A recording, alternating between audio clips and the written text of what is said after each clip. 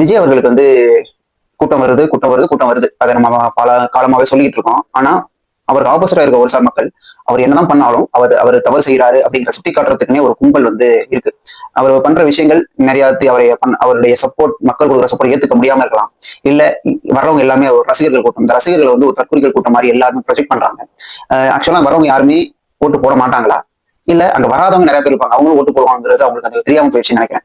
ஏன்னா நிறைய பேர் அங்க வரமாட்டாங்க. பட் அவங்க ஓட்டு போறதுக்காக வெயிட் பண்ணிட்டு இருப்பாங்க. அது மாதிரியான சில பேரும் தாவேக்காக வெயிட் பண்ணிட்டு இருக்காங்க.